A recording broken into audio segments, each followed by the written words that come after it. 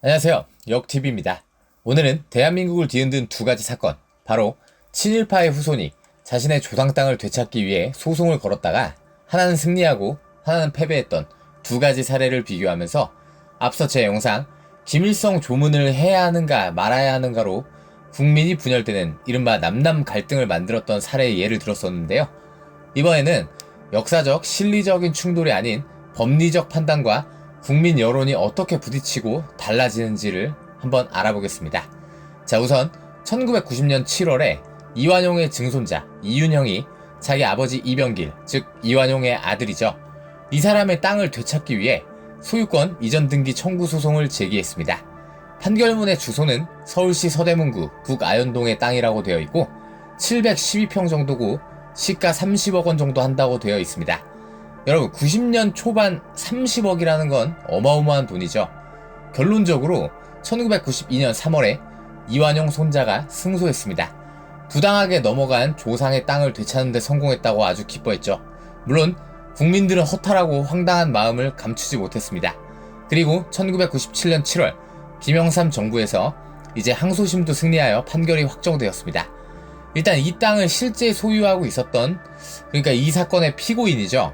피고 측 변호사는 역사적인 사실을 들어 이 소송의 부당함을 강조했습니다. 보면 이완용의 후손인 원고의 재산 회복을 재판부가 허용한다면 우리 민족의 정의관념에 어긋난다. 민법상의 선량한 풍속, 기타 사회 질서에 위반되는 일이다 라고 주장했습니다. 일단 민법 제103조를 들며 반사회 질서 행위는 법적으로 무효로 해야 한다는 항목을 들며 이 사회 통념에 어긋나는 이완용 후손의 땅 찾기는 재판부가 거부해야 한다고 한 것이죠. 그런데 김영삼 정부의 재판부는 최종적으로 이완용 유족 측에 손을 들어준 것입니다. 그 이유를 판결문에서 보면 유일하게 반민족 행위자를 처벌하고 그 재산을 몰수하는 반민족행위처벌법은 1951년 2월 14일 법률에 따라 폐지되었고, 이 법률이 시행되는 동안 이완용의 재산이나 그것을 물려받은 사람의 재산을 몰수하는 판결이 있었음을 입증할 증거가 없다 라고 기록했습니다. 즉 법적으로 이완용 측의 재산을 몰수할 수 있는 근거는 대한민국 역사상 반민특위가 있었던 반민족행위처벌법 뿐인데, 거기서 법적으로 몰수당하거나 몰수할 대상으로 선정된 근거가 전혀 남아있지 않다라는 거죠. 또한 판결문에 이 상황에 대한 문제 제기를 해놨는데, 그 법안이 폐지된 후 반세기에 가까운 46년이 넘게 지났음에도 반민족 행위자를 처벌하고 그 재산권을 박탈하는 법률을 국회가 제정한 바도 없다. 때문에 반민족 행위자나 그 후손이라 할지라도 법률에 의거하지 않고 재산권을 제한하거나 박탈하는 것은 법치국가에서 있을 수 없는 일이다 라고 명시했습니다. 그러니까 재판부는 법적인 근거는 반민족 처벌법 뿐인데 그건 이미 51년에 폐지되었고, 그 이후 정당한 방법으로 이완용 후손의 땅이 넘어간 부분이 아님을 확인했는데, 이후 한참이 지나도록 국회든 뭐든 아무런 법적 근거를 만들어 놓지도 않았으면서 어떻게 사법부가 원고의 재산을 보호하지 않을 수 있는가 라고 뼈있는 판결을 한 것이죠. 즉 사회정의를 위반하는 것은 그렇게 볼 수 있지만 법적으로 그들의 권리를 제한할 수 없다. 그럴 거면 국회나 이런 사람들이 미리 법적 근거를 만들어 놨어야 할 거 아니냐, 이렇게 이제 나름대로 항변을 한 거죠. 즉 정의관이나 사회 통념으로 법을 소급 적용할 수도 없고 원고 역시 똑같은 법의 보호를 받아야 한다 이건데, 사실 법리만 따지고 보면 맞는 말이라 볼 수 있어요. 지금 현 시점에서 이를 몰수할 수 있는 법적 근거가 없다 라는 논리를 깰 수가 없어요. 웃기는 건 이 과정에서 한 가지, 이완용의 아들 이병길이 해방 후 49년에 반민특위에 체포되어 실제 재산의 반을 몰수하는 형벌을 선고받은 바 있음이 이 재판 과정에서 밝혀졌어요. 그런데 또 법리적으로 보니까 당시에 몰수하지 않아 법안 자체가 51년 폐지되면서 소급 적용되지 않고 또 몰수를 할 수 있다고 해석하더라도 지금 그 북아현동의 땅이 그 50% 몰수할 대상의 부동산이 맞는지 아닌지를 판단할 수 없기 때문에 뺏을 수가 없어요. 즉 재판부가 제시한 헌법 23조 1항 모든 국민의 재산권은 보장된다. 여기에 이제 더 붙여야겠죠. 그것이 친일파나 열나 나쁜 놈이라 하여도 물론 보장된다. 이렇게 써야겠죠. 결론적으로 철저하게 법리적인 판단으로 이완용 증손자의 승리를 선언하는 것입니다. 그래서 이 이완용 증손자 이윤영은 땅을 돌려받고 이 아현동 땅을 처분하고 캐나다로 이민을 가고 2002년인가 사망한 것으로 전해집니다. 국민들은 난리가 났고 욕이란 욕은 다 나왔죠. 얼마나 황당한 사건입니까?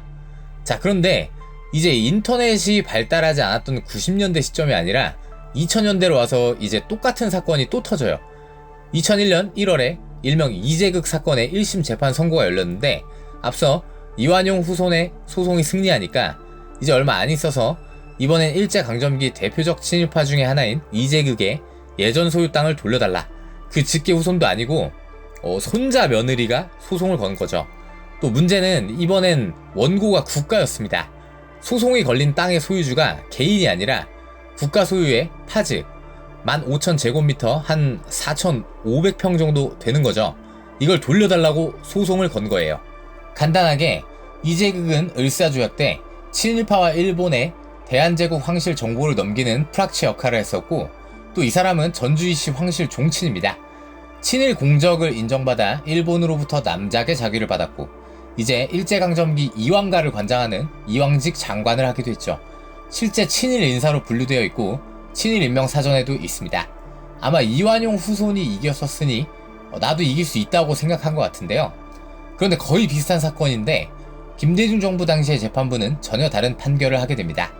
건국헌법 부칙 제101조에 의해 제정된 반민족행위처벌법은 비록 폐지되었으나 임시정부의 법통을 계승하고 있는 우리 헌법 정신에 비추어 보면 반민족 행위는 헌정질서 파괴 행위와 다를 게 없다. 우리 민족의 자주 독립과 자결을 스스로 부정하고 일제에 협력한 반민족 행위자 또는 그 권리 의무를 포괄적으로 승계한 자가 반민족 행위자에 대한 청산의 의무를 지는 법원에 대해 반민족 행위를 통해 직접 간접적으로 취득한 재산에 관한 법의 보호를 구하는 것은 현저히 정의에 반하는 것으로 부적합하다. 따라서 반민족 행위자 이재극의 상속인이 구하는 이 사건에서는 정의와 신의 측에 현저히 반하는 것이므로 부적합하며 기각한다. 자, 이재극 사건에서는 헌법 자체를 인용하여 정의라고 하는 부분을 강조하고 있어요. 김영삼 정부 재판부와는 다르게 단순히 법리적으로 몰수할 수 있다는 법적 근거가 없어도 이재극의 행위와 그 후손의 요구는 헌법 그 자체를 파괴하는 행위로 보고 때문에 법원은 그 헌법 파괴 행위로 일군 재산을 되찾겠다 한다면 어떠한 도움도 줄 수 없다 라고 명시하고 있는 거예요.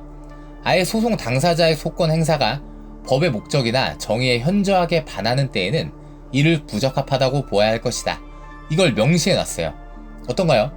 여러분, 사실상 거의 똑같은 사안의 재판인데 이완용 후손 때랑 완전히 다른 해석을 해놓았죠. 이재극 후손은 재판에서 최종심까지 내내 패배했고 땅을 돌려받지 못했을 뿐더러 아예 국가적인 참교육이 이루어지는데 이후 김대중 노무현 정권에서는 앞에 이완용 후손 사건으로 배워 반민족 행위자의 재산을 몰수하는 법안을 만들고 실제 이재극 후손들의 재산을 동결시켜 팔지도 못하게 아예 참교육을 합니다. 자, 여러분들 재밌지 않나요? 같은 사건인데 국가기관이 판단한 법의 적용은 전혀 달랐습니다. 이재극의 후손은 우리도 그러면 100% 이기겠나 라고 생각하고 재판을 했겠죠. 그러나 쫄딱 망하는 결과를 맞이했죠. 이 사건이 우리에게 시사하는 바는 너무나 크다 할 수 있습니다. 법리적 해석만을 반영했던 김영삼 정부는 대놓고 정의관을 재판에 끌어들여서는 안 된다고 하고 있고 김대중 정부의 재판부는 정반대로 사회통념과 정의관을 강조하죠. 또 앞 재판부가 잃지만 해방 후 50년 가까이 지났는데 반민족 행위자의 재산에 대한 어떠한 법적 근거도 니들이 만들지 않지 않았는가? 우리는 있는 법으로 적용을 할 수밖에 없다. 라고 한 일침도 사실 큰 의미가 있다고 봅니다. 이 사건은 국민이 생각하는 정의에 법이 어떠한 대응을 해야 하는지를 보여줬고 그 관점이 다를 뿐 모든 국민에게 법이라는 걸 과연 어떻게 적용해야 맞는 걸까? 혹은 어떻게 적용할 때 법의 원칙과 정의를 둘 다 얻을 수 있는 것일까? 이것에 대해 생각할 계기가 되었다는 점입니다. 물론 그 이후 나온 반민족 행위자 재산 몰수에 관한 특별법이나 이런 게 만들어지는데도 굉장한 영향을 끼쳤고요. 여러분들은 어떻게 생각하십니까? 이 두 가지 판례를 보고 우리 모두가 법에 대해, 역사관에 대해, 정의관에 대해 깊게 생각해 봐야 하지 않을까요? 감사합니다.